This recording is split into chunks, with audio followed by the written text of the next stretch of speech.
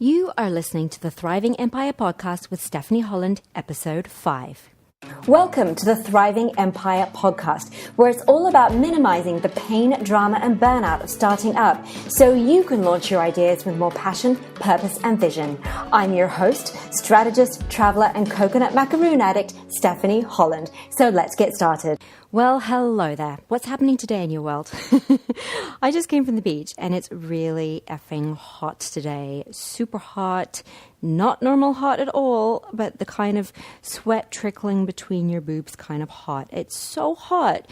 I have to do my workouts before 7 a.m. at the moment because after 7 already the sun is fierce. And it's winter here in Oaxaca, Mexico. But anyway, we do what we need to do to get the results that we want, right? And for me, that is a beautiful, fit, strong body. So one of the reasons I'm so glad I've created more freedom in my life is that I get to invest time in my health in general and my body in particular, whether it's workouts in the morning, or my sunset stretch, or swimming in the sea. I've got the time and location freedom for those things. I mean, to swim in the sea, you've got to live near the ocean, right? And there's nothing like a good ocean swim to cleanse your mind and body. So I love jumping in when I feel like it. Now, that's the kind of freedom that I really believe is worth creating for ourselves. The kind of freedom that enables us to do those really basic, everyday things that help us thrive and just make us feel really happy. So what would you say if I told you that to have more freedom, all you need to do is simply schedule it in your calendar? Now, mull on that for a few moments while I ask you another slightly bigger question. What does freedom mean to you? Now, I first asked myself this question 12 years ago. I was strategy director at a small media agency in Sydney, Australia. And for 6 years prior to that, I had dreamed of returning to Australia. I had been there traveling and had fallen in love with it, and I had dreamed of returning and landing a well-paid role. So this job, was a dream absolutely manifest. But, first I spent 6 months on the way in South America traveling on my way over from London. And that gave me a flavor of something completely new. Now, at that point, look, I was no stranger to traveling and living abroad. I grew up as an expat living in 5 countries before I was even 11. So I knew there were other ways to live. So from ski school instead of phys ed or PE classes. And oh my gosh, I was really worried about whether to share this next thing with you, but we actually had horse meat sandwiches instead of ham sandwiches in Norway. Until my mom realized what she was buying. And they eat horse meat there, which was totally new for us. And she thought she was buying ham. And anyway, we started eating ham sandwiches after that. We were horrified. But then there was also, we lived in Holland and there were chocolate letters, literally a letter, the shape, the beginning of your name. So my name's Stephanie. I used to get a giant chocolate S on St. Nicholas Day, the 5th of December. And ice skating on the canals every day in winter was really normal. So Norway and the Netherlands and Scotland and England and Texas, I already had a pretty good reference point for the variety and diversity that life and different countries had to offer. But backpacking for 6 months in South America offered the kind of simplicity that I'd never considered before. Really, I got into simple pleasures, just flowing with your plans, flowing with your time, flowing with your new relationships, flowing with these new cultural rhythms. It was a real slowing down, and that's what I mean by simple pleasures. There was suddenly so much more time, more space. There was less planning, more being, really just sitting, just watching, observing, and absorbing. And now I'm not one of those people who ever has had an itinerary. I'm a planner, which is really strange that I don't have an itinerary when I'm traveling because, in my work mode, in the corporate world, I was a strategic planner. In my life in general, I'm a strategic planner. But when I'm traveling, I am free as a bird. I book one-way flights and I see where I get to on the other end. And I'd rather stay in a town for 3 weeks than try to do a whistle-stop tour of a whole country or continent in the same amount of time, which is really strange when people tell me they did Europe in 3 weeks. And I think, wow, you did nothing. You couldn't have done anything. And I'd rather find a spot at an outdoor cafe and watch the world go by to get a feeling for the cultural rhythm of the place than do, a guided bus or afternoon walking tour or something. So I basically get to a place and decide day by day how long I'm going to stay. And so that 6 months was pure, unadulterated freedom. There were no schedules, no timetables, no shoulds, no to-dos, nothing, nada. So after a few weeks at my new role in Sydney, so this was back in 2007, I started to feel this real sense of restlessness that I couldn't quite put my finger on. I lived in Kate Blanchett's neighborhood called Woollahra. I had an incredible Sex and the City apartment. I was earning a very nice 6 figures, which at 29 seemed like a lot of money. And although they were my 20-something goals, I realized very quickly that the price of those results, the price of achieving those goals, was too high. It was, the cost of it was 45 hours a week spent working with clients that didn't light me up and doing work that felt draining and wrong.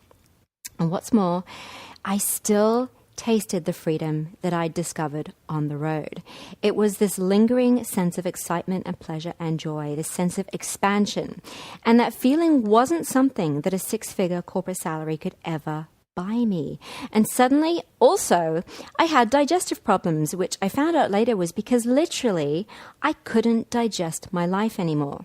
So it was 8 months. After 8 months, I quit that role and followed the first breadcrumb, which was studying aromatherapy in New Zealand. It was a 1-year full-time course, went really, really into detail about aromatherapy and essential oils for clinical practice. And that is what I call a power move. And that was what kind of shifted me or catapulted me into a next level freedom, a sense of next level freedom. And that's when I learned that freedom for me is the feeling I get when I make empowered decisions in my life, in my work, and in my relationships.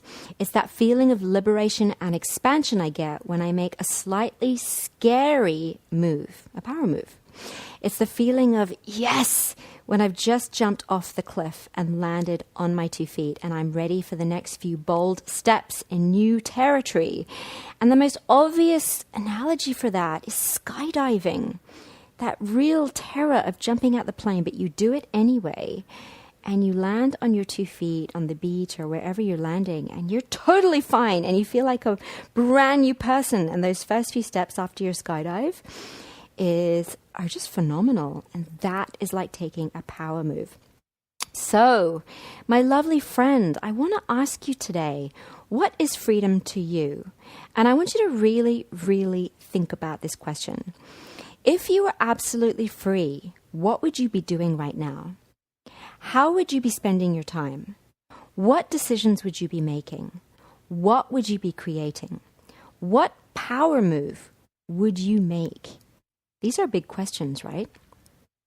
So I invite you to start thinking about what next level freedom looks like to you in your life, and also how it would enable you to create exactly what you want to create. But in the meantime, while you spend the next few hours, days, or even months pondering what freedom means to you, and I really encourage you to take this incredibly seriously, this question, there's also a great little trick I want to teach you that I teach all my clients to literally schedule more freedom into their lives right now. I'm going to share that with you right now. And that is simply this.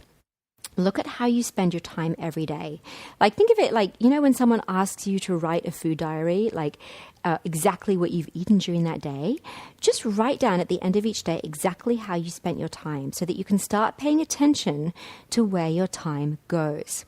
And then decide which activities serve you and help you achieve your goals and which ones don't. Decide which ones energize you and which ones drain you. Decide which ones give you time and energy and which take it away.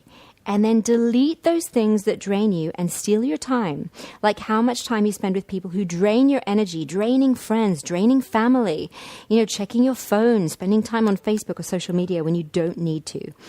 And instead, schedule, literally reapportion your time for exactly what you want to do and exactly how you want to spend it.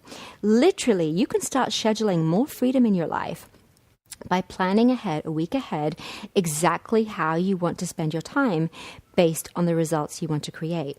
So, of course, you're going to take into account your obligations. You're going to schedule your obligations first, okay? Like your day job, or the business that you're already running, or taking your kids to school. And then you're going to schedule your freedom life. So, doing what you want to do that makes you feel good. And then you're going to schedule your freedom business. And that is the time that you spend on your ideas, on your projects, on the things you want to launch and offer the world. Now, this isn't an easy task.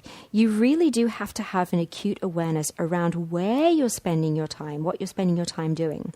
You have to know what checking your phone 5 times an hour is costing you in time. You have to know how much time you're spending feeling self-doubt and how that's hijacking your headspace instead of writing your book, for example. Now, interestingly, back in January, a client confided how much of her day she felt distracted by self-doubt.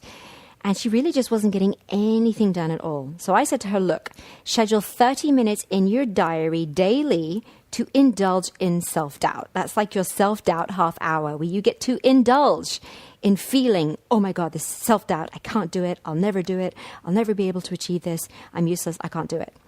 And she replied to me, what? I don't want to spend 30 minutes in self-doubt. And I said, yes, but currently you're spending your whole day in self-doubt. And she replied, wow, my gosh, you're so right.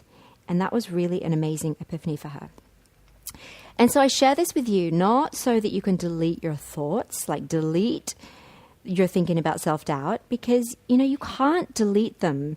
You just have to bring awareness to them, feel them, manage them, and move on regardless. And then also, you have to know how much time you're spending learning. And this is what my coach calls passive action, rather than taking massive action, which is creating outputs that generate results. And that's what we covered in episode 4. So head back to that episode if you haven't heard it yet. So if you're addicted to opt-ins and courses and freebies and worksheets, then bite the bullet and start taking massive action on your business instead. And then once you've done all these things, you can just begin to reschedule your days in a way that will help you generate the results you want to create, including how much freedom you want to have in your day, which could simply be more space and time to rest, reflect, meditate, or exercise, or be CEO and to work on your business rather than as the employee in your business. Or maybe it's just space to dream, envision, make, and create, or just sit in hammock with your book. Now, you get to decide what you do with this freedom. All you need to do is schedule it in your diary. The only question is, will you give yourself permission to do that? So we went deep today. That's my first deep episode. Now, if you have the Season 1 podcast study pack, you can crack open worksheet 1.4, and I'll take you through a really detailed exercise for scheduling more freedom in your life and work that I call your startup calendar. It's a very simple step-by-step method for protecting what matters most to you, and some of my clients say it's the most transformational exercise that we do together. And if you don't have the study pack yet, head over to this episode's notes at stephanieholland.co/5 and use the code podcast to get 50% off the study pack. You're going to get the digital copy of the book, The Freedom Philosophy, that inspired this whole series. You'll get the workbook with a worksheet for each podcast episode, the audiobook so you can listen on the go, and a ton of other resources, templates, and video lessons that I don't sell anywhere else. And if you're listening on iTunes, I have a huge favor to ask. If you're enjoying the show so far, would you leave a review for me, please? That would be so amazing. So I will see you next time. Have a beautiful day. Bye.